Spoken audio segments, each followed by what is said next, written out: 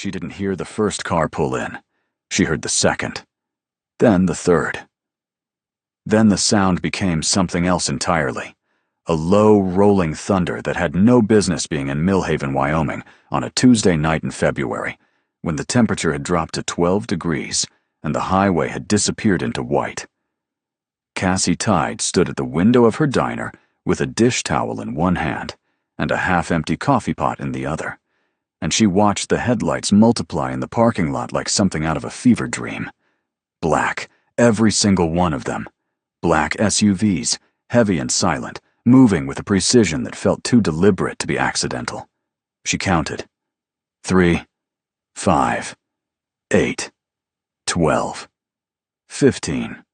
The wind hit the window like a fist. She didn't step back. Her name was Cassie Tide. She was 34 years old, and she had crossed an ocean with $40 and a suitcase missing one wheel. And she had learned early, not from wisdom, but from necessity, that the thing that killed you was rarely the thing you feared. It was the thing you turned away from the door. So she put down the coffee pot, folded the dish towel over her shoulder, and walked to the door. She didn't know yet that this was the decision that would change everything. She just knew the cold was getting worse, and someone was standing in it. The diner was called the Roadside Stop, which was accurate and uninspired, but the sign came with the lease, and Cassie hadn't had money to replace it. What she had replaced was everything inside. The booths were mismatched but clean. The coffee was real. The food, on nights she had enough to cook, was the kind that made people go quiet in the way they go quiet, when something reaches them. Somewhere they'd forgotten was still open. Tonight she had almost nothing left in the kitchen. Half a case of eggs, 2 pounds of ground beef, frozen bread, a pot of stew she'd made from yesterday's vegetables and had been eating herself for 3 days. It was the end of the month. It was always the end of something. She had one customer before the SUVs arrived, a truck driver named Dale, who ate 2 plates of everything, paid in exact change, tipped $4, and drove back into the white like he'd never been there at all. Then the storm worsened. The highway emptied. Cassie was about to close up and go upstairs to the small apartment where Maya was doing homework. Maya, who was 11 years old, and Cassie's sister's daughter, and the quietest, most unsettling child Cassie had ever loved, when the black cars arrived. She opened the door. Cold came in like a wall. The men who stepped out were not men you forgot. They moved with a specific kind of control that Cassie recognized not from experience with power, but from instinct. The same instinct that had kept her alive in 3 different countries and 2 different languages. These were men who had learned to never be caught unready. 15 of them. Korean. Dressed in black wool and gray cashmere, wearing the kind of stillness that costs something to maintain. Not one of them rushed. The man who walked toward her first was not the largest. He was perhaps 40, lean in the way of someone who had never been soft, with a face composed into careful neutrality. His shoes, Cassie noticed, were not made for snow. None of their shoes were. He stopped 3 feet from the door. "Is this establishment open?" His English was precise, almost formal, the kind you learn from books before you learn it from people. Cassie looked past him at the 14 men standing in the blizzard. "It's about to close. We have traveled a long distance. The highway is no longer passable. We require shelter." She looked at him. He looked at her. The wind screamed between them. Something about the way he waited, not impatiently, not with pressure, just with the absolute stillness of a man accustomed to outcomes, going his way while being careful never to assume it, made her study him 1 second longer than she'd planned. That second told her something she couldn't name yet. "How many?" she said. 15. She had food for 6. The heating was unreliable. The lights had already flickered twice. "Come in," Cassie said. They came in the way water comes in, steady, organized, filling available space without spilling. 2 men went directly to the far corner booth. 3 took the stools at the counter. The rest distributed themselves through the diner in a pattern that took Cassie 40 seconds to understand. And when she understood it, something cold moved through her that had nothing to do with the open door behind them. They were covering every exit, not obviously, not sloppily. But the man near the front entrance was angled toward it. The two in the corner had sight lines to both the kitchen entry and the side window. The three at the counter could see the back hallway from where they sat. Cassie noticed, and she said nothing. She went behind the counter and started the coffee, because coffee was the one thing she had in abundance, and she needed something to do with her hands, while her mind ran calculations she didn't entirely trust. The man who'd spoken to her sat at the counter. Up close, he was more contained than she'd initially registered, like a room where everything had been put away, nothing out of place, but you could feel the weight of what was stored behind every closed door. "Thank you," he said, when she set the coffee in front of him. "Don't thank me yet. I need to see what I have to feed 15 people. We don't require much." "With respect," Cassie said, "you'll eat whatever I make, and you'll be grateful for it." Something moved across his face, not quite a smile, and something more private, the expression of a man who'd been spoken to a certain way so rarely that, when it happened, he didn't quite know where to put it. "Agreed," he said. She went into the kitchen. She didn't look back. But she heard him pick up the coffee cup, and for reasons she couldn't explain, she found herself listening for that small sound long after she'd reached the stove. Upstairs, Maya heard the cars before Cassie opened the door. She heard them the way she heard most things. Before they were announced, before they were obvious, in the register other people called imagination, and Maya called attention. She was sitting at the desk by the window, with a library book open in front of her, but she'd stopped reading 20 minutes ago when the storm changed pitch, and her body sent a signal she couldn't name but always trusted. So she went to the window. 15 black SUVs in the parking lot. Maya counted them twice, noted the positioning, noted how the men moved when they stepped out. Controlled, economical, no wasted motion. Noted the man near the third vehicle from the left, who moved fractionally slower than the others. His left arm held slightly closer to his body. He was protecting something on his right side. Injured. Right ribs. She went back to her desk and opened her notebook. Small, blue, the kind with graph paper inside because she preferred the grid. She wrote 3 things. 1. Injured man, third vehicle from left. Right ribs. 2. All vehicles parked facing outward. Departure ready. 3. No one is speaking. She looked at what she'd written. Then she added a 4th line. 4. They came here knowing they might need to leave fast. This was not an accident stop. She picked up her pencil and went downstairs. "Maya," Cassie's voice came through the kitchen pass-through. "Go back upstairs." "I'm not tired," Maya said, which was not an answer to what Cassie had said. She sat in the booth closest to the kitchen, best sightline to the full diner, and opened her library book. The men noticed her the way adults noticed children assessed as non-threatening. Briefly. Then not at all, except for the man at the counter. He looked at her for a moment that was a fraction longer than the others, not unkindly. More like he was running the same kind of calculation she was. Maya looked back at him without blinking. He returned to his coffee first. She noted that too. Cassie made the most of nothing.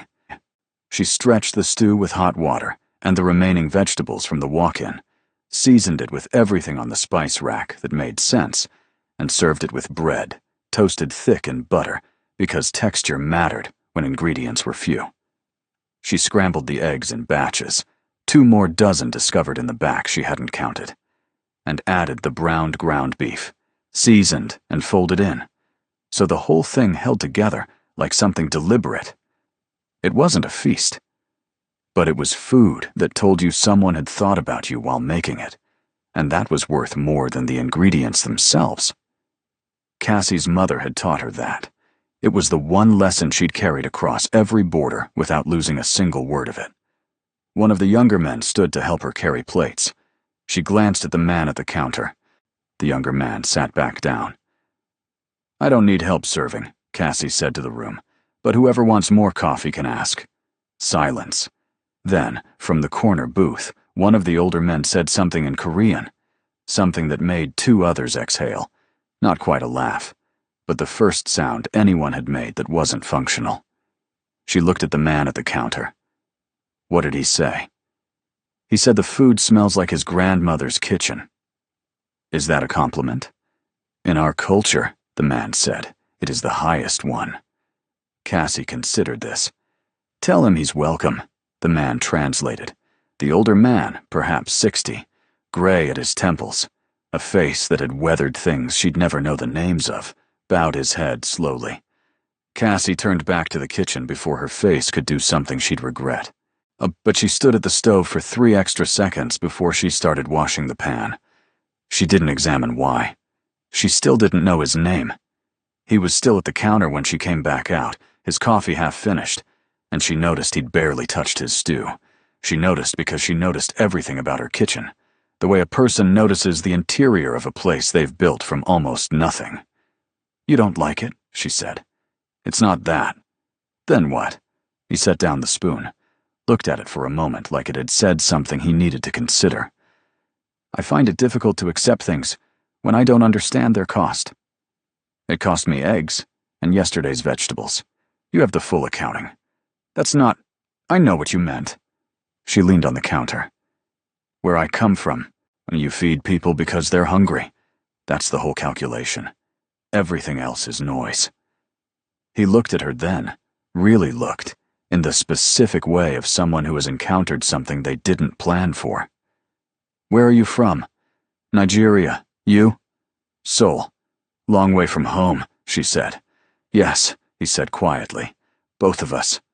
The diner was loud with wind and silence at once. 15 men eating around them, none of them speaking, the storm pressing against every window.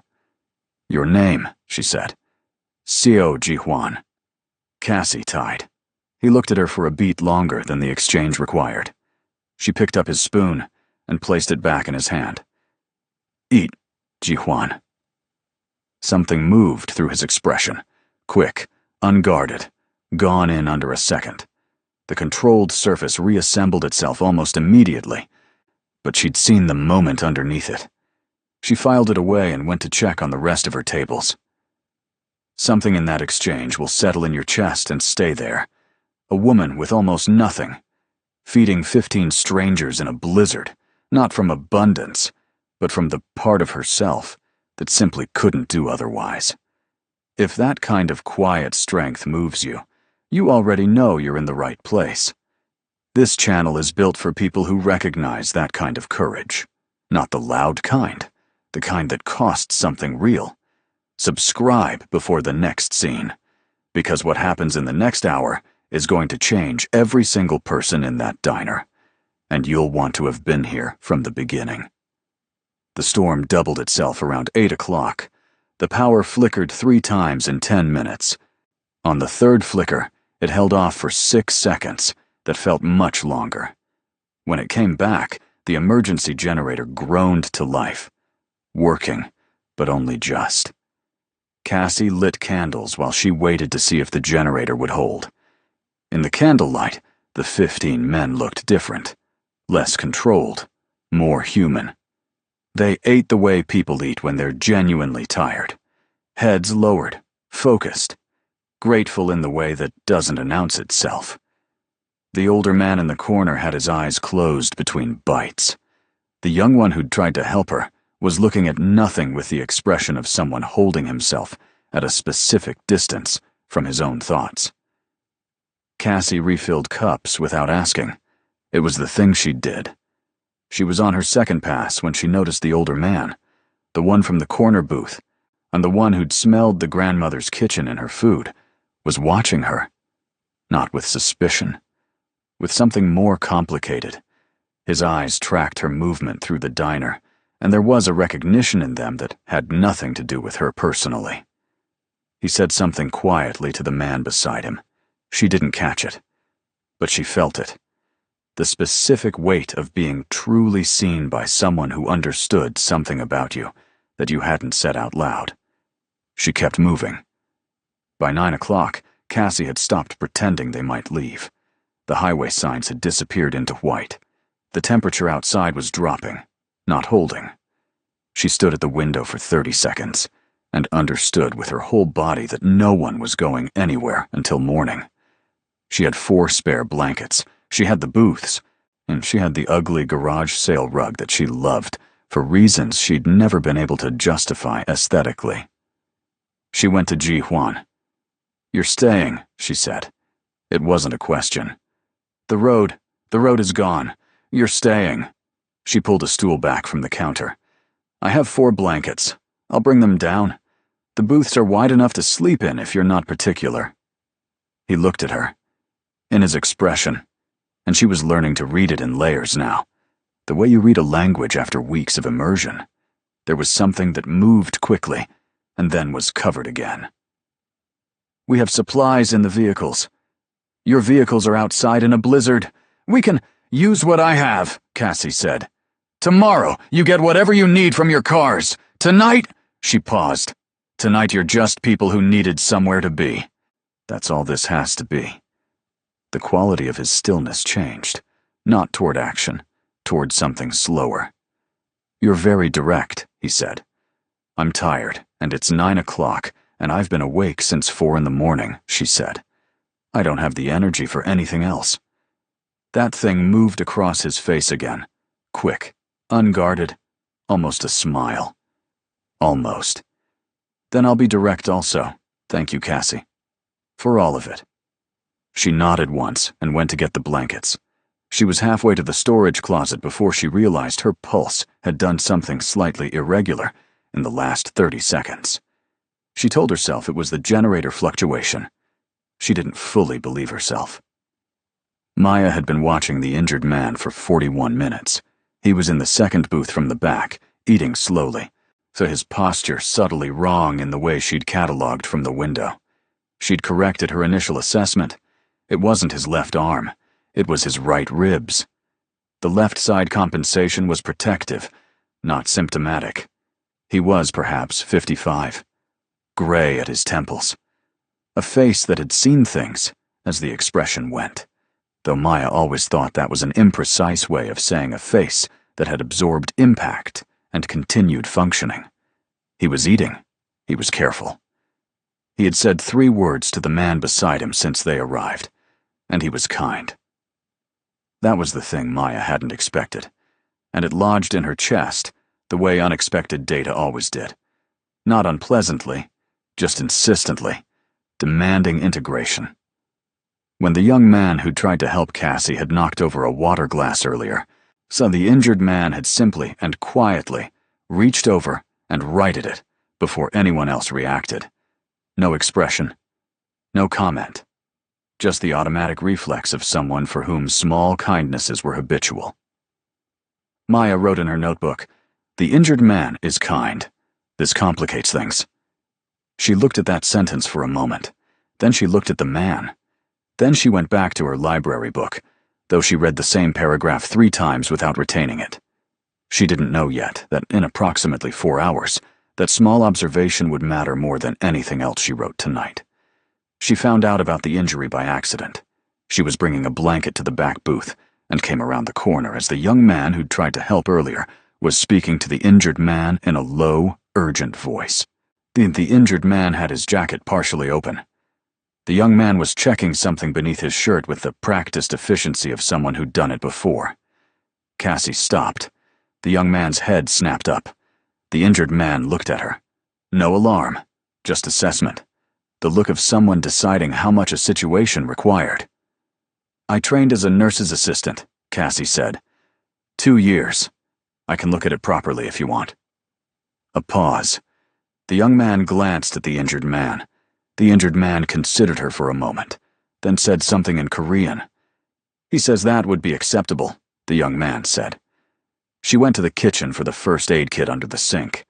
When she came back, the injured man had his shirt raised enough to show the bruising across his right ribs. Deep purple and green, the colors of something that had been struck with force and recently. "When?" she asked. This morning. She pressed carefully, feeling for displacement. He breathed through it without flinching. Nothing punctured. You've been careful with it. She reached for the ace bandage. This won't fix it, but it'll ease the breathing. She wrapped him efficiently. His eyes tracked her hands while she worked, not anxiously, with the attention of someone who respected competence. When she finished, he said something. He says, the young man translated, his voice quieter now, that you have the hands of someone who has spent a long time taking care of people. Cassie sat back, looked at the injured man directly.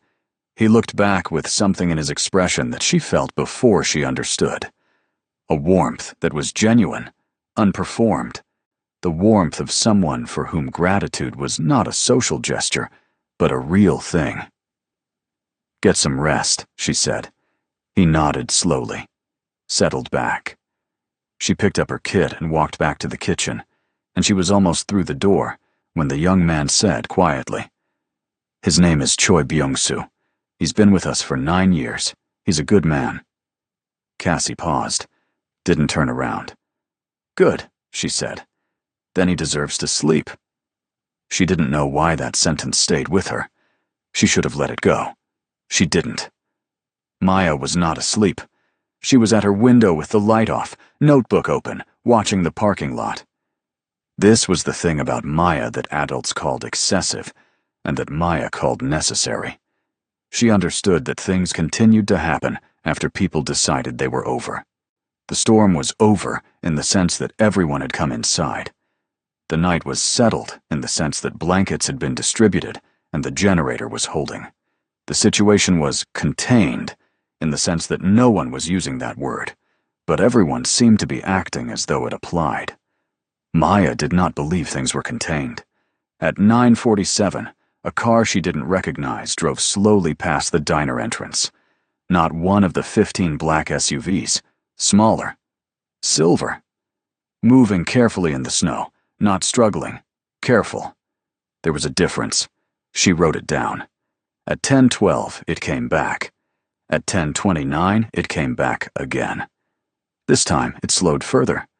The driver, she couldn't see clearly, only shapes, was not looking at the road. The intervals between passes, 25 minutes, then 17. Shortening. Maya closed her notebook. She had been told twice to go to bed. She had gone upstairs both times. She was technically upstairs now. She went to the top of the stairs and looked down at the diner below. "Cassie," she said, "a silver car has driven past 3 times. Cassie turned the radio off. First pass 9:47, second 10:12, third 10:29. The intervals are shortening. Maya stood in the kitchen doorway in her pajamas and rubber grip socks, notebook in hand, entirely calm.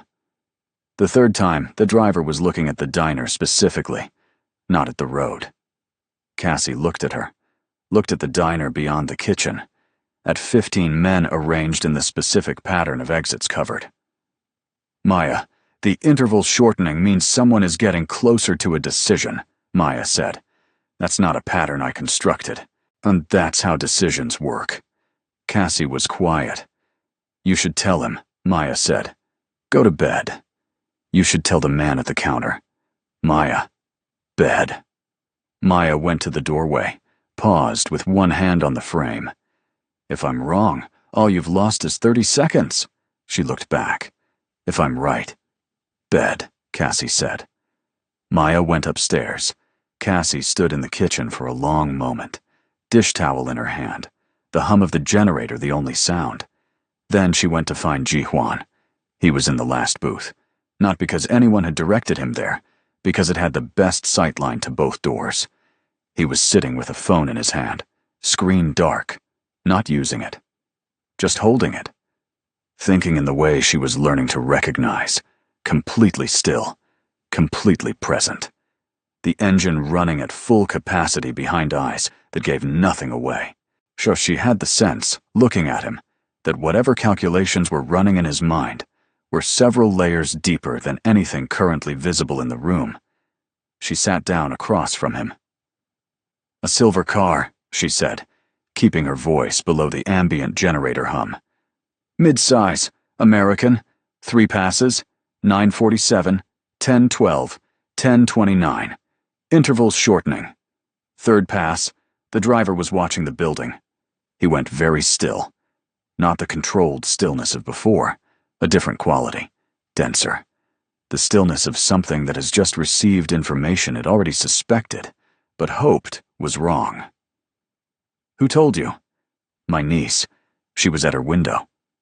He looked toward the stairs, then back at her. She timed the intervals. She times everything. He was quiet for a moment. That felt like several things happening simultaneously beneath the surface. This wasn't our planned route. The storm changed it. So no one should know you're here. Correct. Except someone does. Correct. She held his gaze. Which means the information came from inside your group.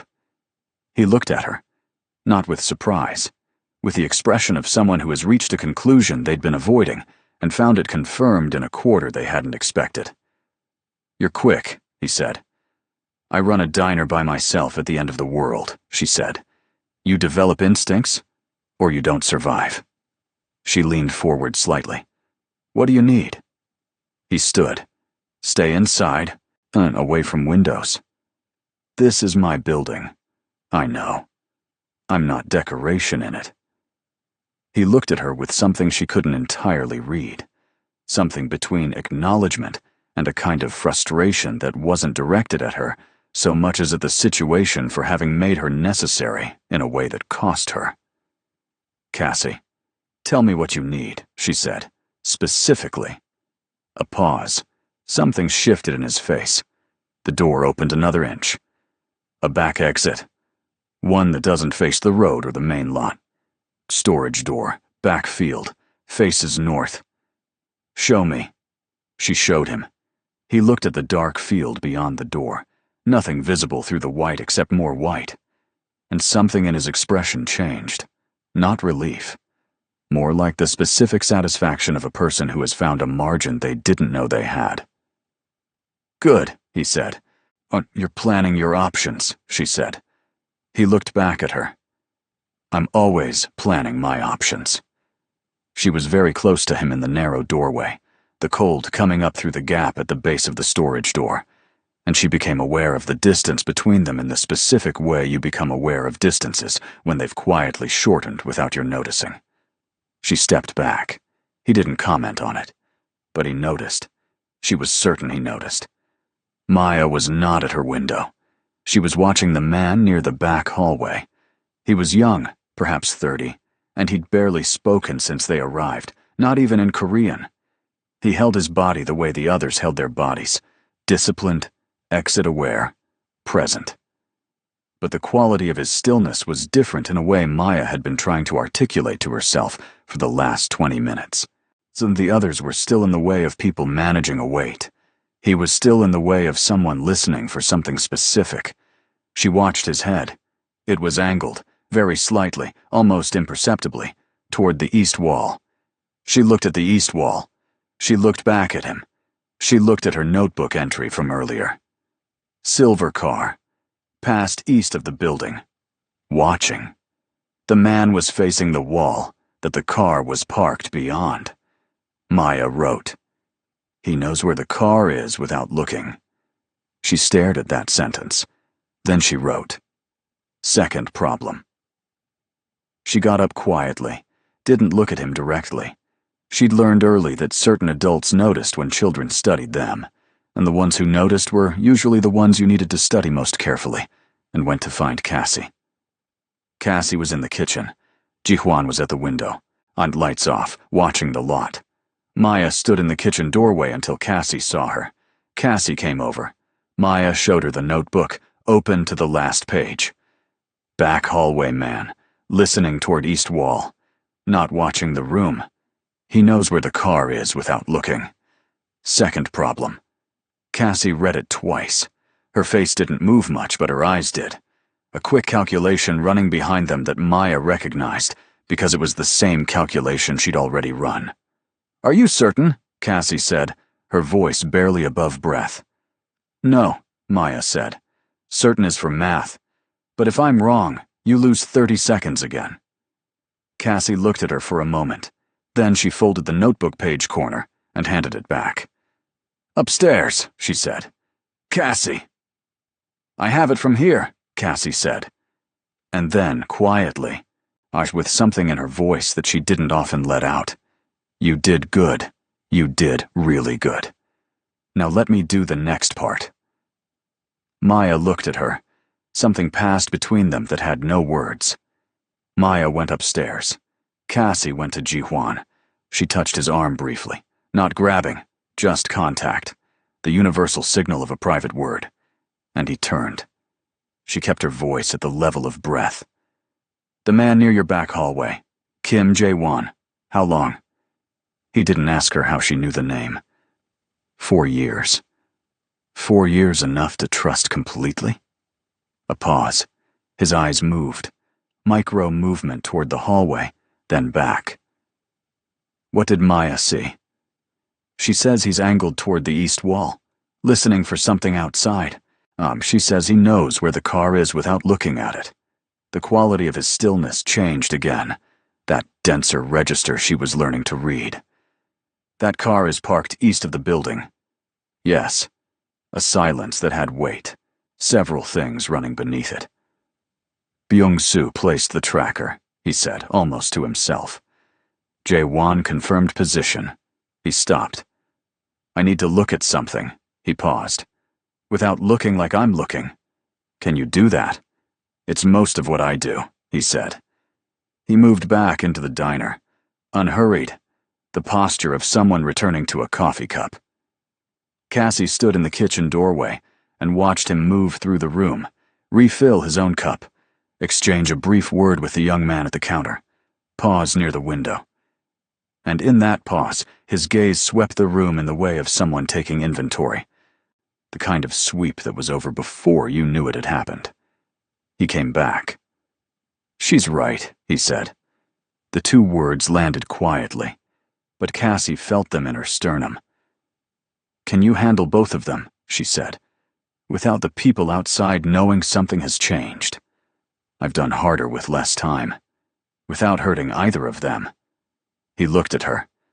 The look lasted long enough that she understood it was a real look, not a controlled one. He was actually considering the question, not just managing her expectation of the answer. Byung-soo wrapped his ribs today, he said quietly. I watched you do it. He thanked you with his eyes before he thanked you with words. He paused. I know what he is. I also know what he was for 9 years. Those things aren't separate. Another pause. He'll be unharmed. Both of them. She believed him.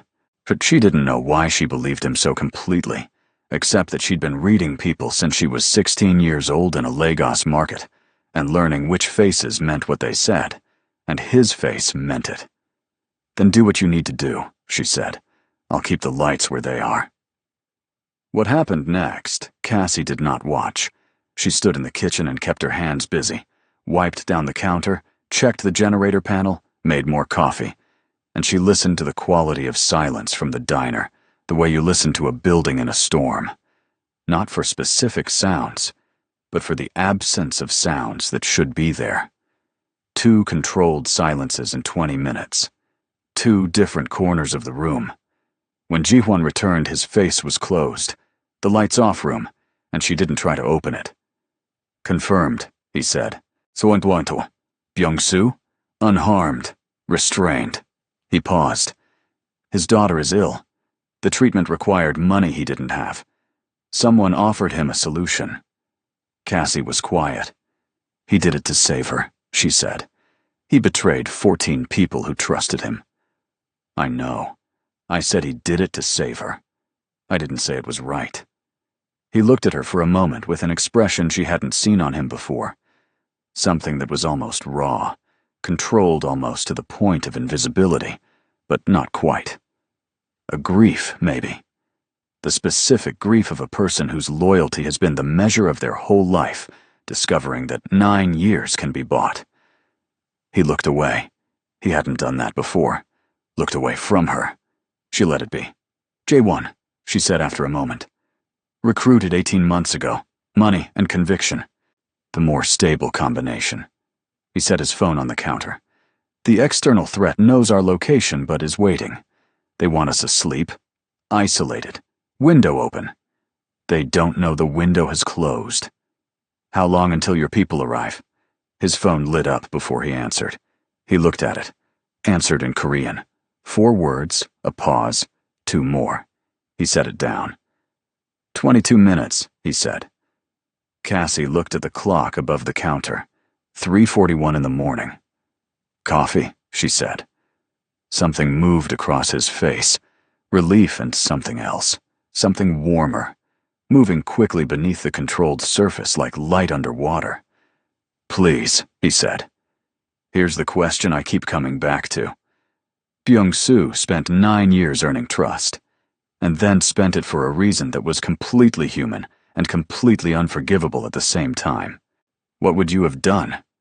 Not what you think you should have done. What you would have actually done. Drop your answer below.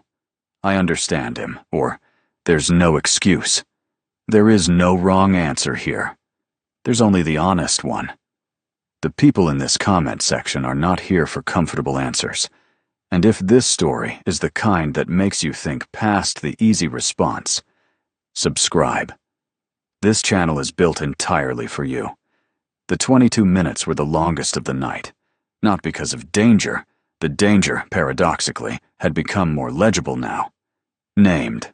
Contained. The silver car was still east of the building, but it was waiting for a signal it was never going to receive. And that made it a known quantity, which was almost a relief after hours of navigating unknowns. What made the minutes long was something else.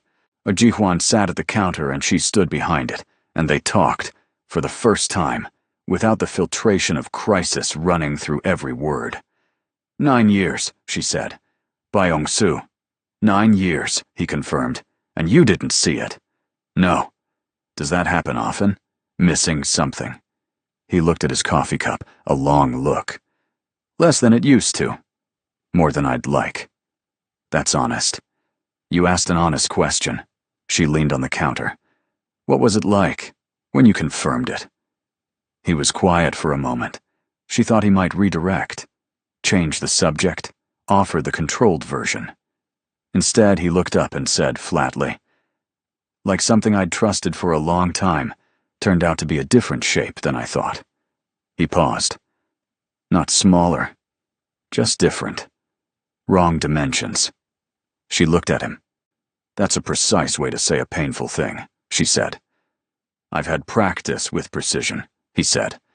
And then, quietly, the words arriving carefully, like he was paying attention to each one before releasing it.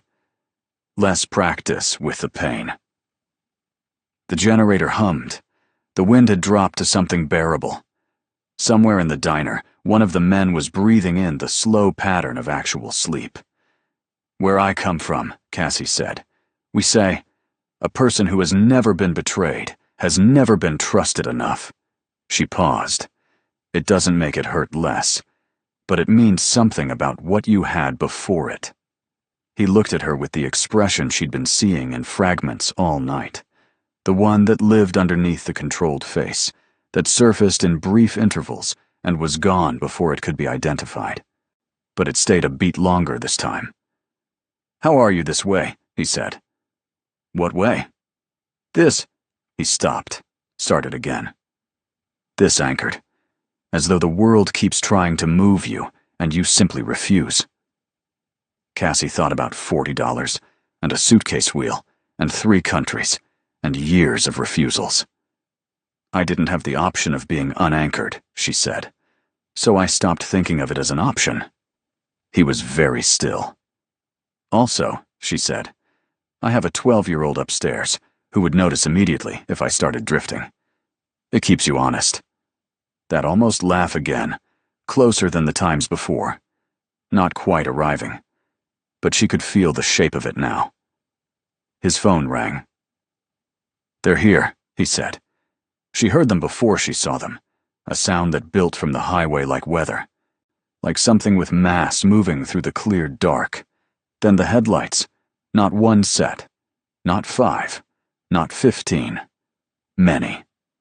Ji Huan spoke to his men, short, declarative, the voice of someone who had been the organizing point of large forces for a long time. The room moved with the fluency of deep practice. Men who had been sleeping were alert. Men who had been watching were repositioning. Cassie stood at the window. The silver car, somewhere east of the building, did not appear. She understood it wouldn't. She stood there and watched the vehicles arrive until she stopped counting. And then she stood there a little longer. And then she sat down in the nearest booth, because her legs, which had been holding her up for 14 hours, had apparently decided they'd held enough. She sat there. She breathed. She looked at the diner. The ugly rug, with the mismatched booths, the coffee pot she'd had for 7 years, the sign that said, "The roadside stop," in letters she'd always meant to replace. And she felt the weight of the night settle into her bones, like it had been waiting for her to stop moving before it landed. She was still sitting there when Ji Huan came and sat across from her. He didn't say anything. Neither did she. The generator ticked. The new vehicles filled the lot. Outside, controlled voices in Korean, organized and efficient. "You should sleep," he said finally. "Probably," she said, "but you won't yet." "Probably not." He looked at her across the table, not with urgency, not with strategy, just looking, in the way of someone who has decided to be somewhere and is no longer performing the decision. "When this is over," he said carefully, "when the morning comes and—" He stopped. She could see him choosing. "There are things I'd like to tell you, when it's quieter." She looked at him. "About what?" she said. "About—" A pause. Something behind his eyes moved, and was controlled, and was almost not controlled. "Several things." She held his gaze. "Then tell me in the morning." "Yes." "When it's quieter." "Yes." The distance between them at the table was not large. She was aware of it in the way she'd been aware of it in the storage doorway, the specific quality of a distance that has changed without announcement. She didn't move. Neither did he. "Go make sure your men are settled," she said. "I'll be here." He stood. Paused. Cassie. "Ji Huan. Thank you." And then, with something in his voice she hadn't heard in it before, unfiltered, brief, unreal. "For all of it. The door and the stew and the—" He stopped himself. "All of it." She nodded once. "Go." He went. She sat in the booth for another 5 minutes, alone in her diner with the sound of the storm that was finally breaking, and she let herself feel the weight of what the night had cost, and what it had given in the same motion. Then she put her head on her folded arms, and slept. She didn't see the sun come up. She woke to Maya sitting across from her, notebook open, pencil moving, library book set aside in favor of a tablet that had not existed in their household yesterday. "Where did that come from?" Cassie said. "One of the men left it, with a note." Maya turned it over. On the back, in precise handwriting, "For the one who doesn't sleep." Cassie looked at it. "He means you," Maya said helpfully. "I know who he means. You were asleep before I was. He must have meant me. Maya. Logically. Maya." Cassie sat up, looked out the window, and stopped. The parking lot was full. Not 15 SUVs, 135. She counted them twice. The number was the same. Rolls-Royces, Bentleys, Maybachs, vehicles she had no names for because she'd never had occasion to learn them. All black. Arranged through the cleared lot and along the highway shoulder and up the access road in a formation that had the quality of something organized rather than arrived. Standing beside each vehicle, men in dark coats, not moving. At the center of the lot, facing the diner door, stood Seo Ji Huan. Cassie stood up from the booth, smoothed the front of her apron, adjusted the dish towel over her shoulder. She walked to the door and opened it. And the cold was different from last night's cold. Morning cold, clean and sharp. the specific quality of air after a storm has fully broken and the world has been washed into clarity. She stepped out. The snow crunched loudly under her feet in the silence of 135 men not moving. She walked to him. "This is a considerable number of cars," she said. "Yes," he said, "for a relatively small parking lot." I noticed. "I have almost no food." "We brought our own." She looked out at the assembled vehicles, the men beside them, all of them oriented toward her, and she felt something she couldn't immediately name.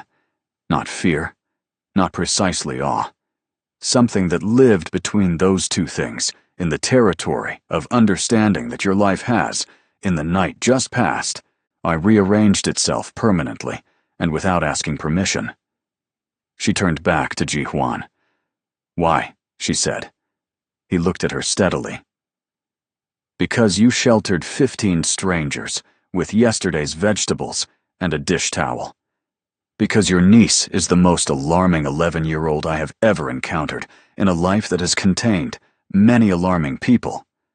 And because," he paused. Something moved in his expression that he didn't try to cover this time. "Because what happened in this building last night deserves to be witnessed by everyone it affected." She looked at the assembled men. "They all know. By sunrise? Yes. That's a lot of people to know my name. It is. I'm not sure I wanted that. I know." He held her gaze. "But the things worth doing rarely ask permission."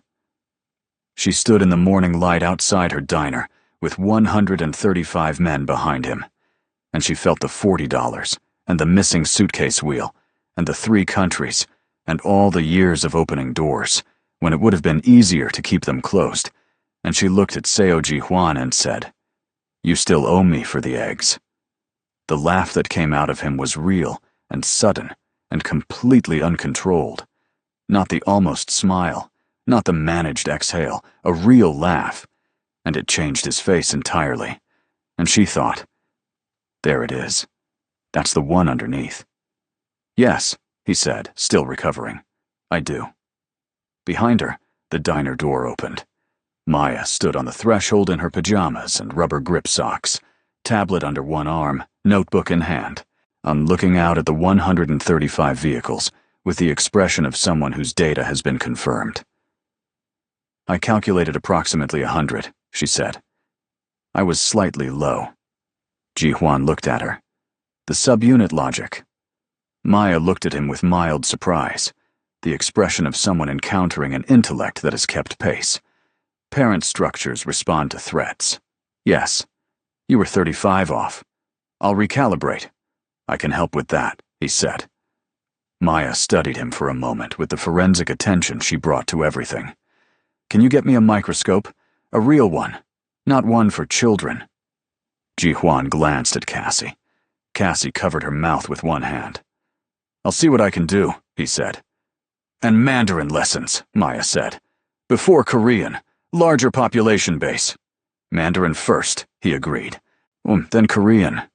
Agreed. Maya looked at the parking lot one more time, made a note, and went back inside. Cassie turned back to Ji Hwan. He was looking at her. Not at the diner. Not at the assembled vehicles. At her. "You said there were things you wanted to tell me," she said, when it was quieter. He glanced at the 135 cars. "This is not quieter," he said. "No," she agreed. "But it's morning." He looked at her. The morning light was on both of them. Somewhere behind her, inside the diner, the coffee pot had started. Maya, apparently, had figured out the machine. "Then in the morning," he said. "Yes," she said, and they stood together outside the roadside stop in the February light, with 135 witnesses and the smell of coffee, and the specific stillness of 2 people who have come through something and arrived somewhere they didn't plan for and are choosing, carefully and deliberately, to stay. If you made it here, through the storm and the tracker and the betrayal and the morning light, then you know something about the kind of stories this channel tells. Not tidy ones. Not ones where the good people are obviously good from the start. The ones where kindness is complicated and courage is quiet, and love arrives disguised as a dish towel and yesterday's stew. This community is built for people who stay for the whole story. If that's you, subscribe. Not because you have to, because you've earned the library. Go drop in the comments. What line stayed with you? What moment hit? And if there's someone in your life who would have opened that door in that snowstorm, share this with them. They'll know exactly why you sent it.